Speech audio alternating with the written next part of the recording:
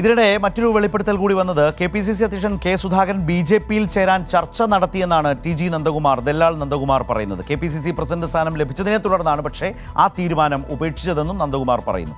BJP കേന്ദ്ര നേതൃത്വവുമായി രമേശ് ചെന്നിത്തലയും K മുരളീധരനും ചർച്ച നടത്തിയതായും ആരോപിച്ചു.